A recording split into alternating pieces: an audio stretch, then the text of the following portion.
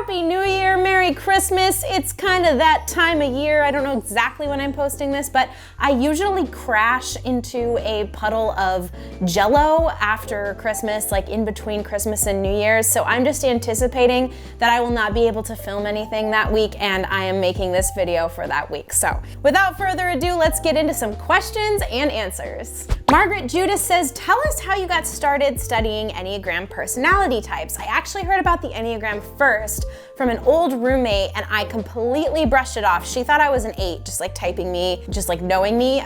She didn't tell me that, but she did think I was. And she told me about the Enneagram, and I thought, that's too complicated. I'm too busy. I got things to do, blah, blah, blah. And then a few years later, I won the Road Back to You from Ivy Press on Instagram. I won like a giveaway. And so they mailed me this free book, and I will read any free book. And I read the first chapter and I was hooked. And then I read the type 3 section and I started crying because I was like, oh my gosh, this makes so much sense. So much of my life clicked into place. Stuff, gritty, dirty, ugly stuff about myself suddenly made sense. And yeah, I was hooked ever since. I slowly started learning about it, making videos about it, and then I decided I wanted to become a certified coach. So I took Beth McCord's certification program through Your Enneagram Coach. I absolutely loved the experience. And yeah, that's how I got started with the Enneagram. I truly believe, like with any expert in any field, there's always more to learn. So there's so much more that I want to learn and do, and courses I want to do, and certifications I want to do, but it's a never-ending life journey, we'll say. This question says, what is the most compatible partner for type 4 wing 5? And I get this version of question, like who's the most compatible, who's the least compatible? I get this question all the time, and my answer is always going to be, it doesn't matter what number pairing you are, all that matters is levels of health. If you have two people who are the ideal partners, but they're both unhealthy and are not taking care of what they need to take care of, it's not gonna be a good relationship. Communication is gonna suck. It's not gonna be good. So I recommend getting very self-aware, working on yourself, going to therapy, and in that way you are going to be in the best relationship possible. I have a more complex video about this question. I will link right here if you are interested in learning more. Loving Loopy says, do people ever change types? I personally don't believe that people change types. I think that you can mistype early on if, say, you are always in a level of stress, or your circumstances are really tough, so you're constantly in survival mode.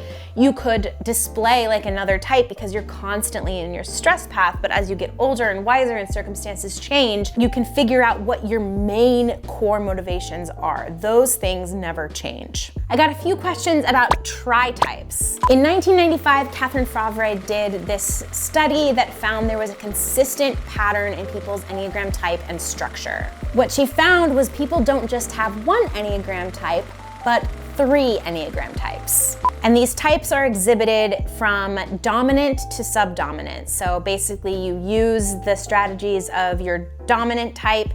If those don't work, you move on to your subdominant type and then your third subdominant type. Essentially, you're deploying your numbers, your tritypes, like troops in war to obtain your core desire and run away from your main fear. I personally do not teach tritype because, number one, I am not as familiar with it as I am with the basics of the Enneagram, and number two, I feel like it can convolute the experience of learning about the Enneagram, especially if you're a beginner and you're figuring out like, what is your main type? What does that mean for your life? For Enneagram diehards, tritypes can be super helpful, super interesting. I personally use my own knowledge of my tritype in my everyday life, but I don't teach it. I don't know enough about it. I would need to take another certification course to really be able to teach tritypes really well. It's a course in and of itself. So I would need to do that. And I have not done that yet. Maybe someday in the future, in which case I will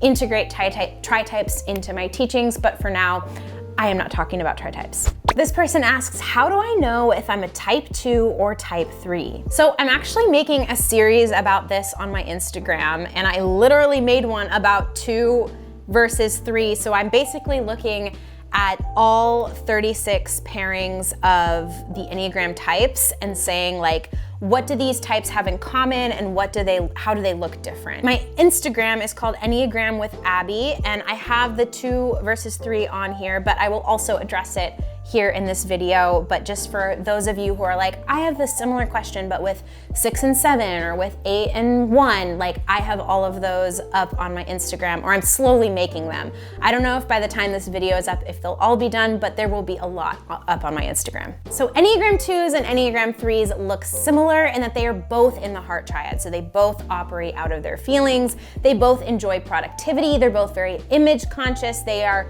aware of how they present to the world, how their company presents to the world, how their group of friends presents to the world, very people focused. And the difference, and this is what I'm always gonna come back to, is the core motivations. The core motivations, the core fear, desire, weakness, and longing are different. For type 2, their core fear is being rejected or unwanted, right? But the type 3's core fear is being worthless, not being successful and not appearing successful to other people. It is 2 different things. One is feeling like someone doesn't want you, and one is feeling like you don't have worth in the eyes of other people because you are a failure or you failed at whatever you want to do. So when you're deciding whether you're one type or the other, I would look at those core motivations, compare them to actual times in your life that you have been faced with a decision. How are you reacting to life? How are you getting the things that you need? How are you reacting in conflict? And look at the responses for that Enneagram type and see which one matches up. I personally really recommend looking at the interpersonal coping styles when you're figuring out which type you are. I will link my interpersonal coping styles video here. I think it's super helpful. Yeah, let's go on to the next question, shall we? So there's a question for John, but John doesn't want to be on camera right now, so he is going to talk and answer the question while I hold our very cute dog. Would a 4 ever detach out of fear of losing themselves in another person? So yes, if a person that you're with makes you uncertain about who you are, in the sense that you don't feel comfortable being yourself around them, you might start to question, is this a good relationship for me? And it might be that you're uncomfortable being yourself around this person, or you might need to be more courageous and be yourself around this person. But you should also ask yourself if you can be comfortable with them, if they bring out the best in you, and if they are bringing out your true self in the way that they interact with you and talk with you and support you and encourage you. So yes, I think you can detach from somebody if you are afraid that you can't be yourself around them, but find out if you can or not. You should try to find out. You don't want to, you know. You don't want to detach. You don't want to detach. You want to be as authentic as possible. So yes. You need to be able to find a way to do that. Correct. Yes. Good answer, John. My mom asks, is your mom awesome? And I will say my mom is the most awesome of all the moms. I mean, I'm sure everyone says that about their mom, but like my mom is the most awesome. Kenzie says, how to make an Enneagram 7 feel seen and loved. I actually have a very specific example that just happened with my Enneagram 7 friend, Serena. She had COVID, and so I texted her and I said, hey, I'm at the grocery store. What would make you feel happy? Because I knew that she already had stuff. Like she had everything she needed as a sick person, but I wanted to bring her something to be like, hey, like you're thought of, you're loved. And so she texted back, ooh, OMG, honestly, let's have this be a test of what 7s love when they are on lockdown with COVID. Fruit sounds good right now, but I'm also super easy, anything is amazing. And then I asked her, hey, what's your favorite beverage? She said, I like watermelon kombucha or those herbal mate tea things. So I dropped them off on her porch and it really made her day. I think that is a way that you can connect with sevens is not saying what do you need, but what would make you happy. Maybe their needs are already met, but maybe what they need is for someone to be concerned about their happiness. What would delight you? What would really make you happy? Lady Mariatti asks, main difference of gut Enneagram type. I think what you're asking is what are the differences between the 3 types in the gut triad? Those 3 types are 8, 9, and 1. They all collectively feel anger, have a desire for justice, and make decisions out of their gut instincts, right? So their initial questions are gonna be like, what are we gonna do? Like, what does your gut say? The differences in the gut triad is that type 8s, well, they all deal with anger a lot differently. Type 8s desire justice, and when they feel anger, it goes out immediately, it explodes. They immediately take action, they listen to their gut at every single turn, and their anger just like explodes out of them. For 9s, they feel anger and want justice, but they don't want to lose connection with people. They don't want to have conflict. So they suppress that anger and it just kind of simmers down here and just, you know, they're kind of suppressing the things that they're feeling. And then type 1s, they feel anger, but they equate anger with being bad. Now I'm using quotation marks because anger is not bad, but they think, oh, I'm feeling this very intense feeling.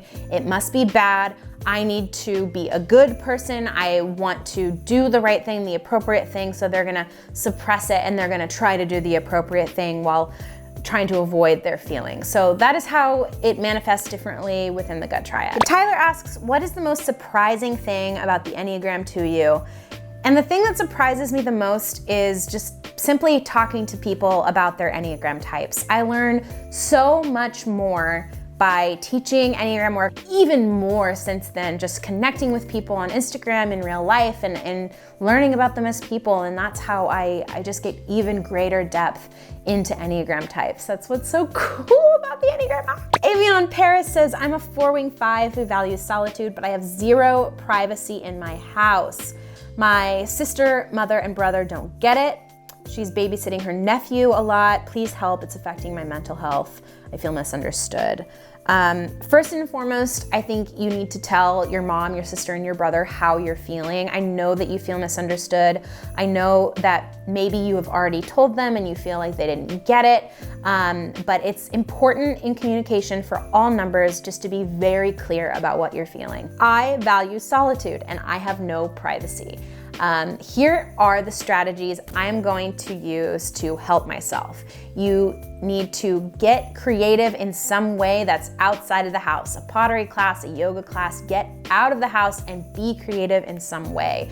I also think it's important to prioritize intentional time of rest and solitude. So that could look like going to the park every morning. It could look like finding a quiet bench or something. Like, obviously your house is not a place where you're gonna be able to find that. So you're gonna need to go outside and be intentional about finding places that you can find peace and solitude. I also think it's very helpful when you're feeling like this pent up, misunderstood, and you just need time alone, go for a walk.